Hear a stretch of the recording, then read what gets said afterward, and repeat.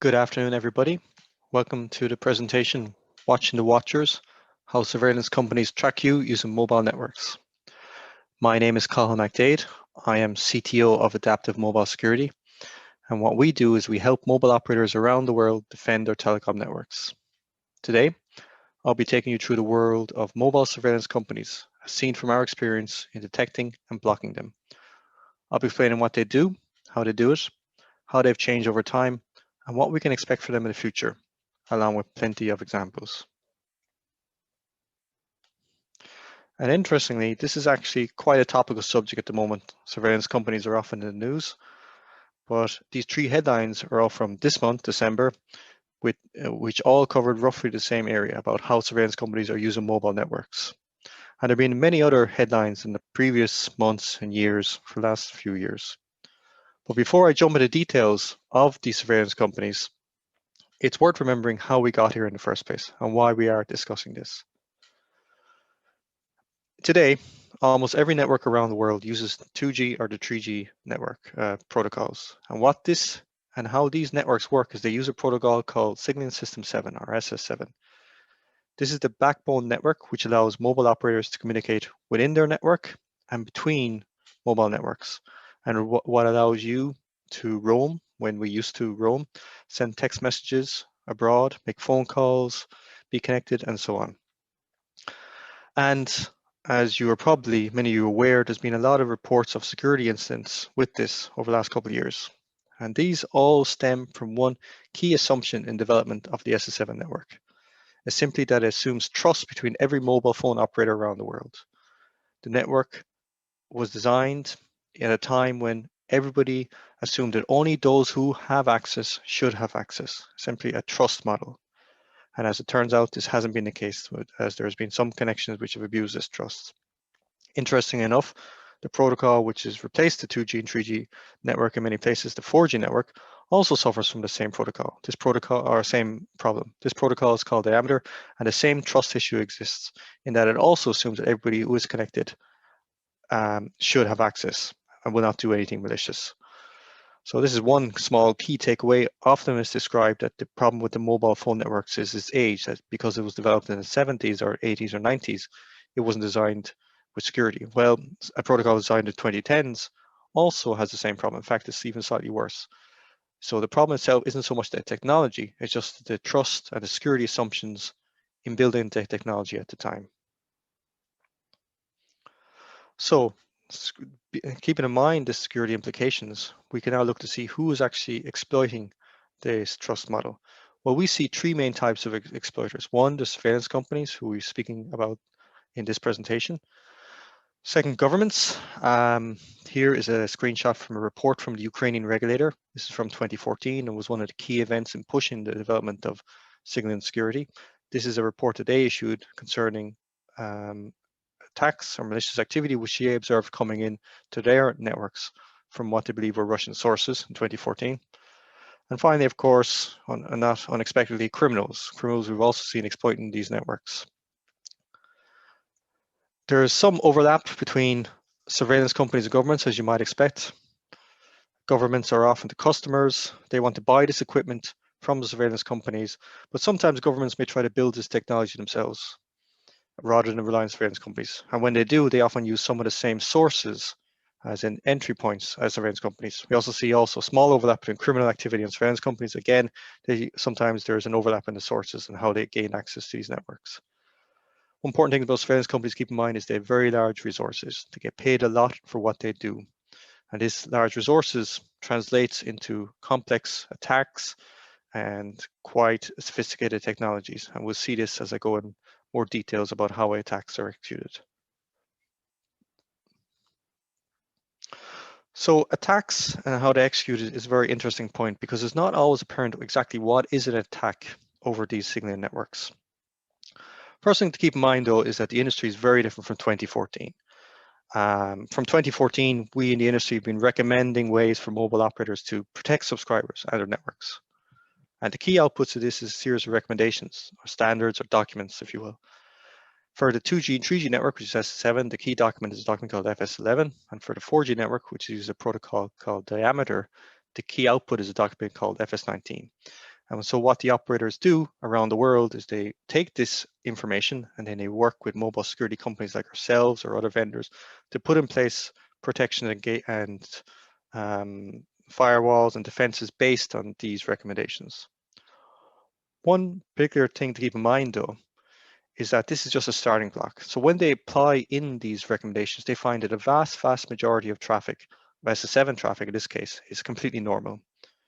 But there's a very small percentage, in this case 0.04%, which we see, which is irregular or suspicious. Very important thing to keep in mind, though, is irregular or suspicious does not necessarily equal malicious. When you actually look at this 0.04% traffic, the vast majority of it is just noise. It's misconfigured nodes around the world, local specific configurations, and so on. The vast majority is not actually malicious. When you investigate this in detail, as we believe you have to do, you find then a very small percentage at 0.04%, 1.37% is actually malicious. And this is an important point. Not everything which an operator may block may actually be regarded as malicious. A lot of it just noise which they are blocking primarily to be safe and to be certain. And it can take a lot of experience, it takes a lot of analysis to determine what is malicious versus what is simply irregular. And it can be quite easy to make mistakes. Sometimes you read headlines of huge attacks using SS7 and Diameter network, in many cases what's happened here is that the person analyzing may have regarded all this type of traffic as malicious, but that isn't the case. It's simply irregular. In this report and in this presentation, we have focused primarily and in fact exclusively on what we regard as malicious types of traffic. So looking at the traffic itself, let's look to see who generates this. So one question is, obvious question, what do mobile surveillance companies do? Well, our experience is, can you guess, is surveillance. And it primarily breaks into two main areas. When it comes to SS7, mobile surveillance companies spend most of their activity, 60% of their activity, harvesting information. Then roughly about half that again, spend about 30% doing the actual tracking. And I'll show you how that ratio often shows up in real life attacks soon. They also spend a certain amount of time as well doing testing, as well as that they spend a small percentage of time doing actually interception of calls and text messages. You may expect that to be larger, but that isn't actually the case. The vast majority of time, surveillance companies are doing tracking or they're doing information harvesting. And the reason for the information harvesting is simply to help their location tracking. This is, as I mentioned, SS7 activity, which is the 3G slash 2G network, but for the 4G network, they also use this protocol called Diameter. I haven't shown that in these stats here. Their malicious activity over Diameter has been quite small in the past, but we have seen a large increase in it recently. And for one particular surveillance company, we do see also SS7 activity, or sorry, SMS activity, and I'll go into more detail about that soon. So how is location tracking done via SS7? Well, first of all, if you want to get more public background information, I really recommend you go to take a look at two excellent presentations from an earlier edition of this Chaos Computing Club 31C, and that's from Carsten Nall and Tobias Engel, and they give a very good overview of how these attacks are executed. But from a high level, there's two different ways of doing this. A direct method, where an attacker will query a node called the HLR. The attacker will send in a phone number, which is a MISDN, and get back a cell ID. Or an indirect method, where the attacker will first use the phone number to get some background information, in this case the IMSI and an MSC, and then use this information to query a node deeper in the network directly to get back the same information, the cell ID. These two parts of these attacks, the first part, the main part of method 1 and the second part of method 2 are the location tracking part. But this part beforehand in method 2 is called the information harvesting. Now you may ask, why does an attacker do this at all? Why should it use method 2 when method 1 is more direct? Well, this is because things change. Mobile operators are putting in defenses, and now it's a lot harder to do method 1. Surveillance companies have essentially a toolbox of commands that they can use. And there's three main commands that they can use in the SS7 network: ATI, PSI, and PSL, which stand for the information in the table here. And from their perspective, they have pros and cons in using each of these commands. And their primary pros and cons and decision-making point is often down to what will work in the operator that they are targeting. And this is mainly based on what defenses the operator has. So to show this diagrammatically, we can show this graph here. And here I've plotted out on the axes two main pieces of information. On the bottom axis is the possibility of this attack to be blocked. And on the left axis, the vertical axis, the amount of information that an attacker needs to have to be successful. And you can see these three previous commands will be spread out like this. This is shows the amount of information which an attacker might need on the left, and like I said, on the bottom, the possibility of the attacker to be blocked. Where an attacker really wants to be is in the bottom left segment, because here it's more likely that their attack will be successful or less likely to be blocked, and they need to give less information. So we can see that the ATI there, the possibility of it, if it being blocked, is quite high, but the amount of information that the attacker needs is quite low. It just needs a phone number. Whereas the PSI in the top left, the amount of information attacker needs is high. It needs phone number and more details, but the possibility of the attacker to be blocked is less again. So you can see there's a distribution and there are choices to be made by an attacker. I'll show those choices and how a real-life attack actually occurs. Here is a real-life attack from March 2018. In this particular case, there's several stages of the attack. First of all, there's an information harvesting part of it. This point in time, we saw two packets come in from two sources in the UK Channel Islands. These are two operators, Shure Guernsey and Jersey Airtel. And these use this command called SRISM. This is a standard information harvesting type method. Then there was another information harvesting using two different other types of packets. These confusingly look very similar, but they do slightly different things, again from the same sources. And then we saw a third series of information harvesting, again, two SRISMs from the United Kingdom, but one also packet as well from Cameroon. And then finally, at this point, we saw the actual location tracking attack. Here we see 4 ATIs, one from Jersey Airtel, and then one from Cameroon, Israel now. It's important to note in this particular case that all these attacks were actually blocked by the operator, so no information was retrieved. And the ATIs towards the end was more an element of desperation from the attacker. Also, this is all within a 5-minute period. So you can see the sequence of attacks is relatively quick between all 5. In this particular case, the attacker was in quite a hurry. As why is in a hurry and the actual target, well, this is actually what occurred.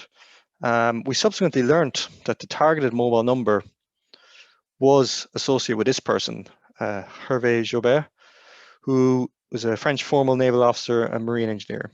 And the aim, we believe, of the attack was to see if the number existed and if so, its location.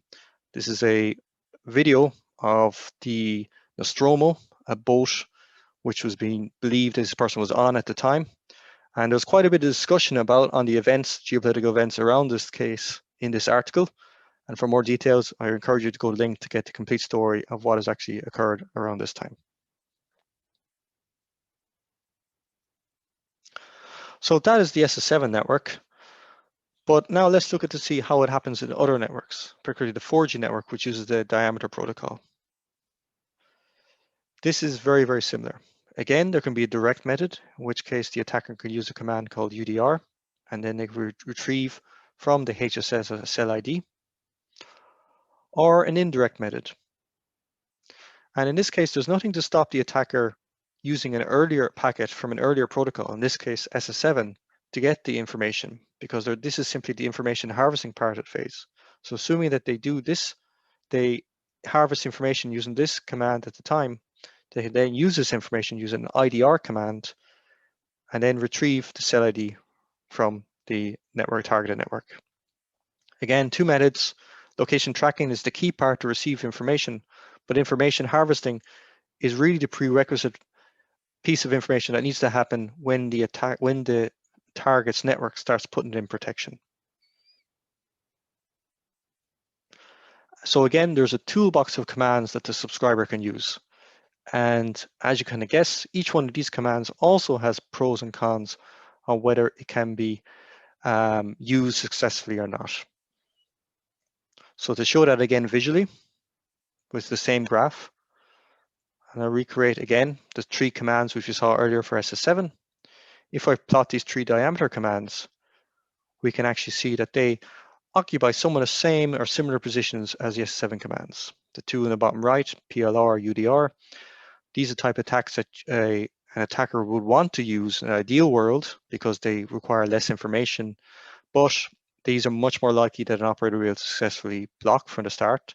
So in many cases, what the attacker ends up having to use is a command called an IDR, which is in the top left. They need a lot more information for this to be successful, but it's harder for an operator to actually block this.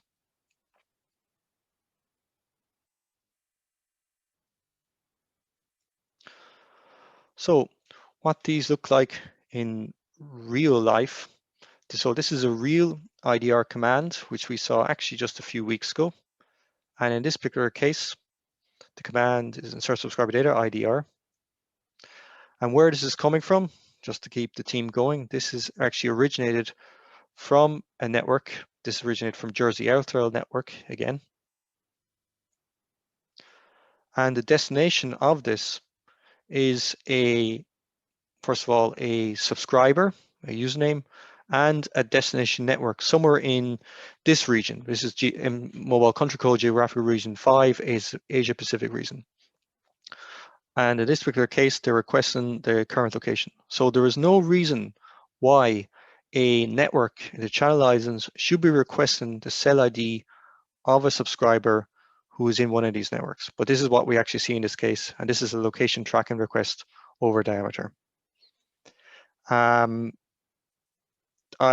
showing again the channel lines, but there's multiple networks for sources of these attacks, which can happen as we see over diameter.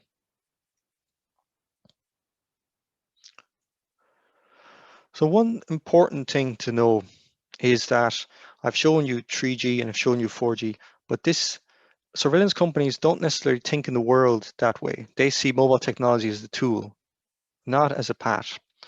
So to recap, a surveillance company, they want to target their targets, obviously.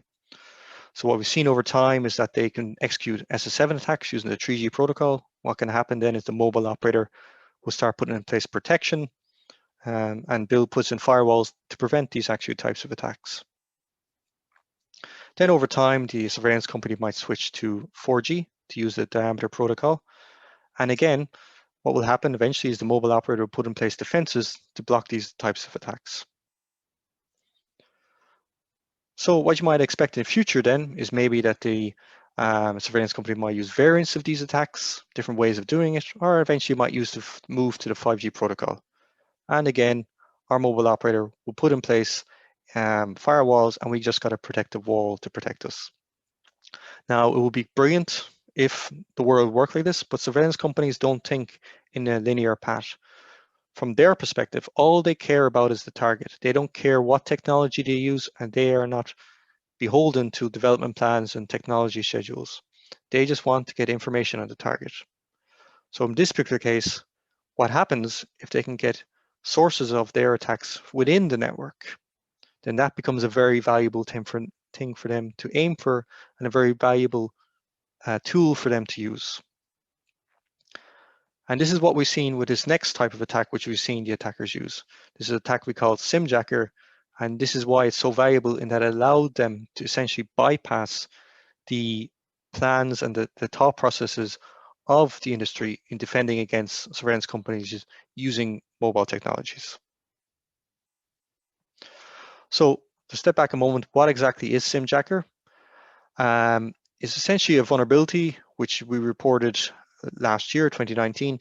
And what it is uses a vulnerability in a SIM card library. And the SIM card library is called the SAT browser. That's pronounced SAT, S-A-T, or SAT browser. And the problem with the SAT browser is it did not validate or authorize any source SMS that it received. So this vulnerability then could be exploited by text messages. And once a text message was sent with SAT browser commands in it, it then was allowed access to a subset of what are called SIM toolkit commands, which are on the mobile device. We issued a very detailed report on this, over 40-page technical report, which is free online from www.simjacker.com, which I recommend you to read. But we found when we analyzed this that this vulnerability was present on several 100 million SIM cards around the world. And we could see, and I'll show you examples, that it was actively exploited in at least 3 countries in Latin America. We shared a CVD, a coordinated vulnerability disclosure within the mobile industry mid last year. We reported some information in 2019 before giving more technical information in October 2019. That staggered approach was to give time for mobile operators to put in place defenses and to see if they were actually affected or not. And the key thing about SimJacker is, it was a huge increase in complexity. It was the first recorded spyware actually sent within an SMS. There has been some rumors and reports from leaks from the NSA of this type of capability, but this had never actually been seen before in real life. But as well as this, it was also a huge increase in capability and allowed one surveillance company in particular to do a lot more than what they have been doing in the past, and possibly to achieve a lot more results and to offer new services to their customers. So the flow of how this actually works. So in this particular case, a surveillance company, to do a SimJacker attack, they don't need SS7 access. They don't need to buy expensive equipment. They don't need to buy links. All they need is a mobile device. They send this mobile device.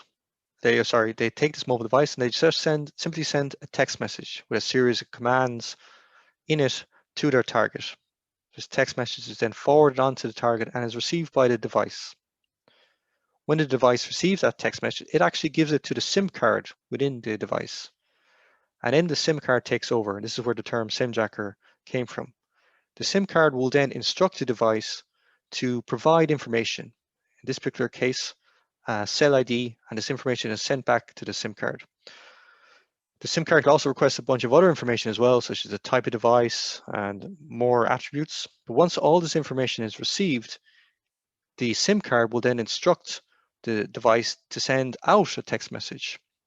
In this case, then, the device will send this text message directly back to the surveillance company and their mobile handset. So there is SS7 used in the fact that all SS7, but there's no need for expensive access. There's no need to try to gain or try to avoid SS7 firewalls or diameter firewalls. They're simply using text messages here to initiate and do the attacks.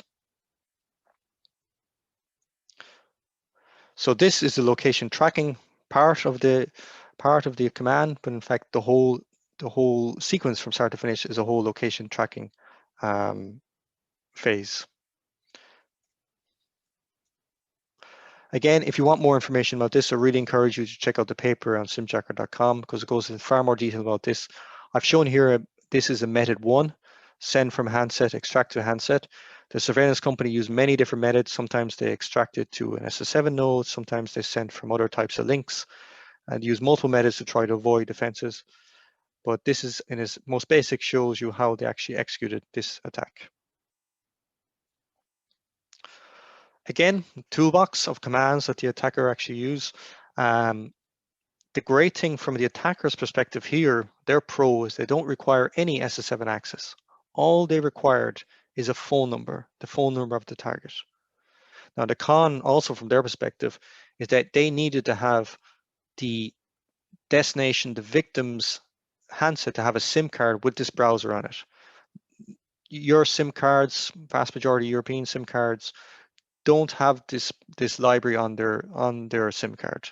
It was a certain percentage when we analyzed, it was several hundred million. That's a conservative number, but not every SIM card around the world has this vulnerable library on it. So that was a particular con that they have. And also sometimes, not often, but sometimes some operators put in place security around that. So the default deployment of the library was vulnerable, but sometimes some operators have made some changes to make it non-vulnerable. So this is a con obviously from the operator, from the attacker's perspective, in that not every mobile device around the world had this library presence. So if I'm to take my grid again and the deployment and the distribution of these attacks, if I can say that SS7 is distributed this way, and then diameter is distributed this way, one way of visualizing a SimJacker attack is very much in the bottom left quadrant, because the possibility for it to be blocked was actually quite low. It requires specific logic and algorithms which most operators may not have had in place. And the amount of information that it required was very, very low. Again, all it required is a phone number. That asterisk is, of course, though, on the presumption that the targeted number had a SIM card which had a SAP browser present on it. So if there was no SAP browser present in the target SIM, then it wouldn't be valid.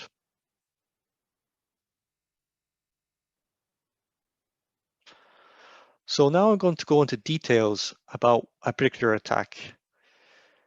Just one note before I go to examples in this one, the vast majority of SimJacker attacks which we saw were sent from a handset to another handset, as in an attacker would target you, and once your phone registered it, it would send it back to a handset, which would be normally within that network.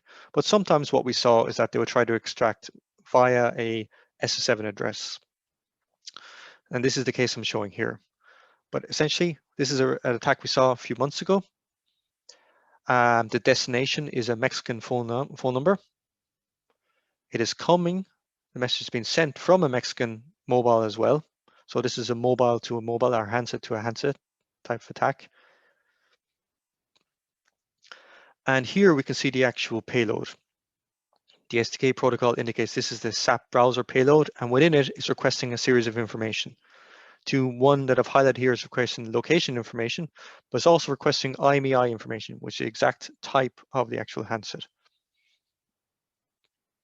Once all this information is received, there's a concatenate command you see there, and that means it all puts it into a blob, and then this blob is sent outwards.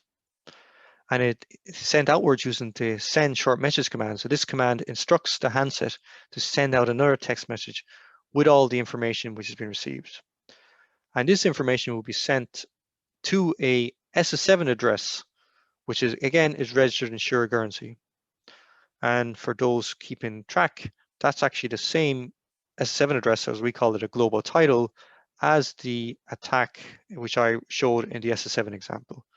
And this type of information is quite useful for us sometimes to do correlation and association of different types of attacks.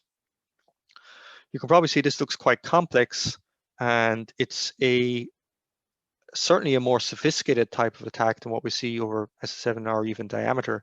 And a lot of work and a lot of effort has gone into putting together these types of attacks. What it does do is it really opens up the avenues for the attacker, because like I said, they don't need SS7 access for this.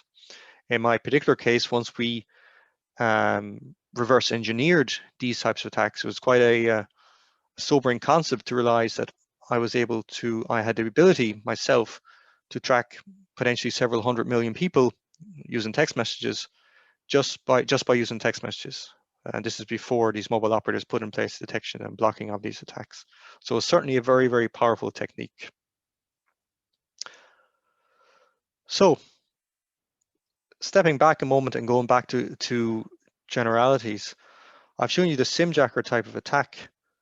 Well, we ask ourselves, how does SimJacker rate to SS7? So this is data from the end of 2019 and the start of 2020, the second half of 2019, the start of 2020, and it's from specific operators, between 8 to 10 mobile operators we've taken data from.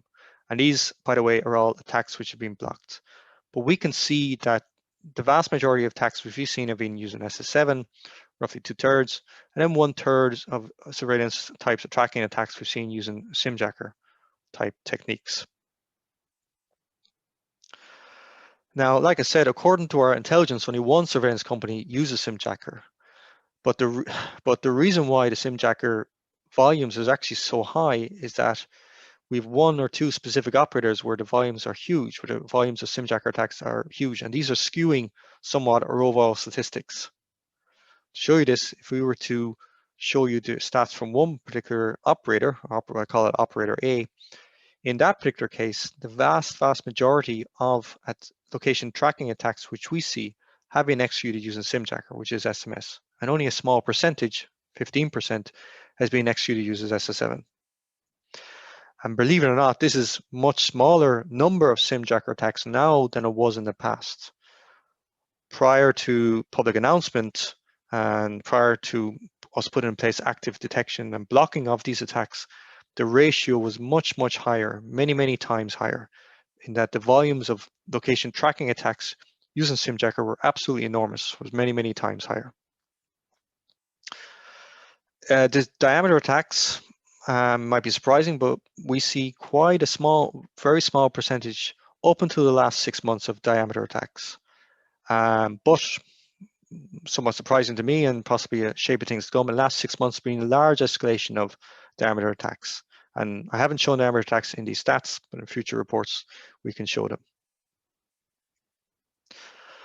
So coming back to the SimJacker versus SS7 distribution, and I'll show you why, a working theory that we have behind this, obviously mismatched between certain operators, is that they're different. We believe that there's different end users. There are different types of end users for these surveillance companies. And this could be best probably shown with the following graph. So we're all aware, unfortunately, due to COVID, of rates per 100,000. So to build on this, what I've done here is to try to show a distribution of location tracking attempts per 100,000 subscribers in 1 year. So this is a way to show at an easy reference the rate of tracking per operator, because some operators are much bigger than others, and as a result, if we show the exact volumes, the actual numbers become very skewed. But you can actually see here, it's actually quite standard. I've shown 9 operators here, and the SS7 location tracking activity normally ranges between 150 to maybe 50 location tracking attempts per 100,000 subscribers. So this seems quite standard, and this seems like quite well or quite evenly distributed. But the interesting thing, if I start to add in SimJacker activity, we see in one particular operator that the amount of observed SimJacker location tracking is huge. It brings it up to roughly about 400 times. And this is actually with us doing this detecting and blocking. So when we go and detect and block these attacks, we actually disturb the system. It's not like Schrodinger's cat, but it's basically our act of observing and blocking this has caused the system to go out of equilibrium. We believe from our estimates from analysis prior to us doing this detection and blocking that this was the extent of the SimJacker type activity, up to over 1,200 location tracking attempts or 100,000 subscribers. We've less regular evidence, but something we're trying to firm up. In fact, we believe in another operator, it was actually even higher. It was even up to around 2,000 or possibly 2,000 and above location tracking attempts for 100,000 subscribers. So we can see that the actual usage of it was much, much higher in these operators, in this particular operator. And the reason why we think, and what this gives us a few conclusions, is that we could say, at least from what we've observed, is that SS7, the 2G, 3G protocol, is not normally used for bulk subscriber tracking, at least by surveillance companies. But certainly SimJacker was or is. It was a technology which was developed and used to do bulk tracking of subscribers.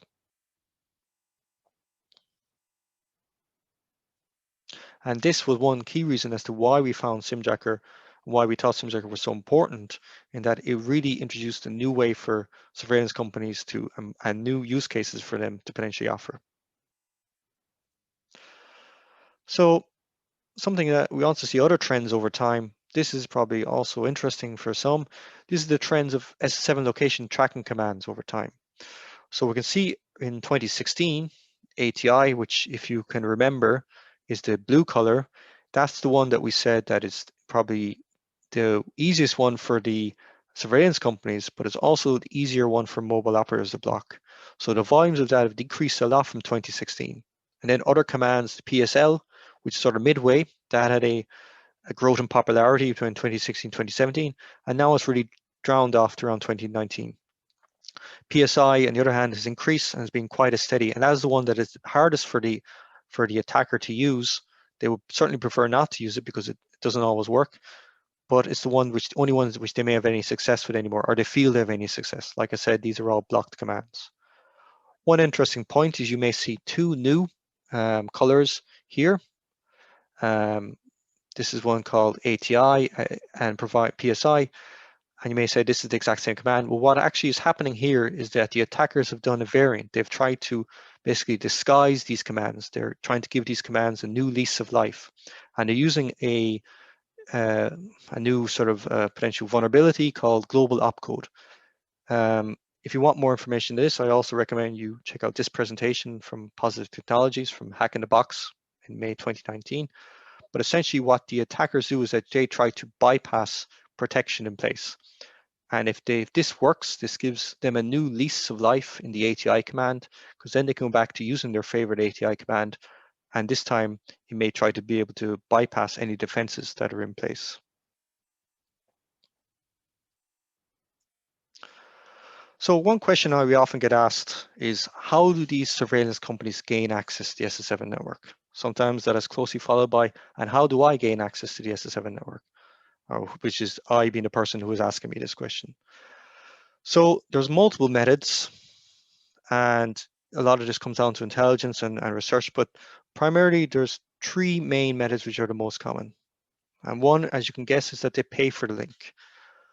And this can be quite nebulous and very hard sometimes to track down, but often they will set up, these surveillance companies might set up a front company who then negotiate access to other companies who may resell access to mobile operators. So there might be multiple links here, multiple layers of who is selling access to whom.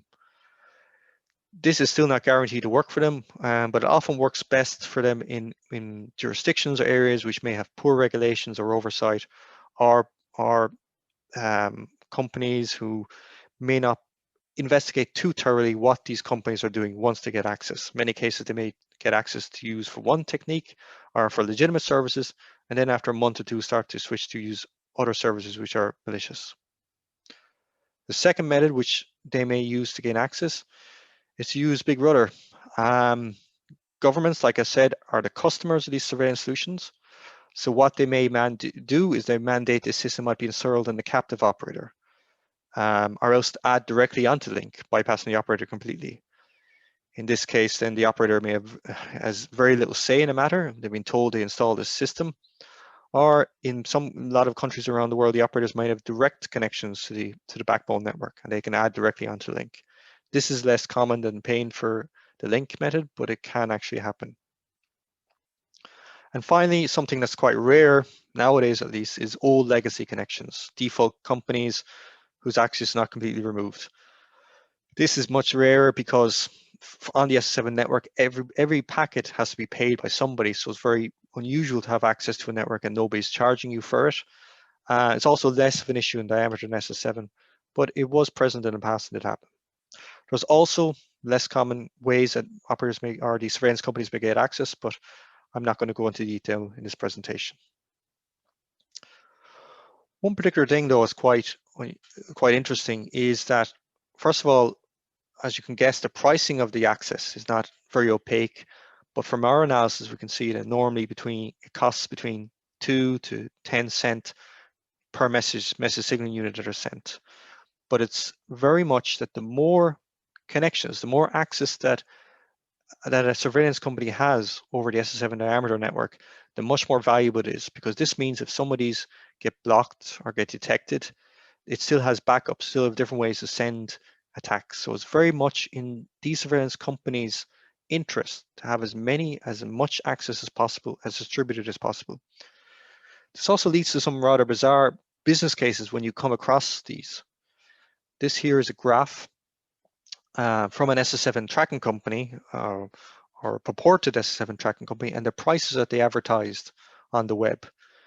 And this is really much the opposite of what you would expect if you were an economics student, because there was no economies of scale here. They were actually charging more the more you try to track, and not less, which is quite unusual. But then it makes sense if you consider what they're doing. The more that you try to track, the more that you will be drawing attention to yourself, and therefore the more likely that the link will be disconnected and they will lose their entire business. So from their perspective, it's worth more to charge you more because they are taking higher and higher risk, and not charge you less even though you're using up, you're actually paying for more. So it's a sort of an inverse to what you'd expect. And like I said, not really economies of scale type approach. So this is surveillance companies today, but also we want to talk about 5G and mobile surveillance companies. Now, I can guarantee you that 5G networks will be targeted for use by these mobile surveillance companies. And again, like I said at the start, age is just a number, and this particular case, newer does not always equal better. The 5G network does solve many security problems on mobile networks, especially on the radio side, and does make improvements on some of the core network side, but it also introduces new risks and new potential problems. Well, for a start, it's more complex, and anything that's more complex inevitably may have more potential vulnerabilities. And to show you how much more complex, here's a graph of the 4G network versus the 5G network when it comes to protocol complexity. And you can see it's multiples of times more complex, both on the number of messages which could be sent, that's on the bottom axis, and within those messages, how many different elements. And if you consider each one of those elements may have to be individually inspected and checked, this can make things much more complex when it comes to trying to defend these networks. As well as that, the 5G networks have new concepts like slicing, mixed networks, 5G networks talking to 4G networks, talking to 3G networks. So there's a lot of moving parts which could mean, or which will mean, and are areas that mobile surveillance companies will try to exploit. So one good thing, at least this time, is that unlike 3G and 4G, within the industry, we are now defining security from the start for the 5G networks. It's always much easier to put in place security from the start than try to reverse engineer insecurity. But one key thing we have to keep in mind, there's a difference between IT and mobile network security. We already know in 3G and 4G that the vast majority of attacks come from known legitimate entities. They come in from the SS7 network. So unlike possibly IT, where you can just block off certain IP addresses or sources, there's no way one operator can block off another continent or often another country. So you do have to accept that you are going to be targeted and attacked. And so you need to put into place defenses to detect within those flows what's going on. And for a good discussion about this and why 5G in itself won't solve a lot of those issues, please see this blog I wrote within the GSMA, which covered the issuance of a new document, a new series of recommendations within the GSMA on 5G internet security. So finally, the toolbox on 5G starts to get very, very complicated. 4 commands here. I won't go into too much details. Again, there's going to be pros and cons for the attacker. Unfortunately, as well, they also get multiple new ways to get location. They can sign up for events and subscriptions. So it's going to get quite complex, and there's going to be a lot of work required to detect and block these attacks and try to stop these surveillance companies. Again, with this grid of my previous attacks, 3G, 2G, 3G, 4G, and SimJacker, if I add in the 5G commands, things get quite complicated, but these are my estimations of the distribution of these. Some of these commands are quite interesting, especially gmlc_pl, but time will tell if these distributions are correct and how often or what the attackers will try to use them and when they will try to use them. So I've covered a huge amount of information here in this presentation, and thank you, we've come to the end of it, but there's a few key takeaways I want you to take and some key conclusions that we could take from this presentation. As you can guess, and as I've shown you, surveillance companies, they do exploit mobile signal networks today, but they're not static. They adjust techniques based on defenses and end users. If you start to read articles about SS7 and completely wide open, that is not the case for the vast majority of operators. Operators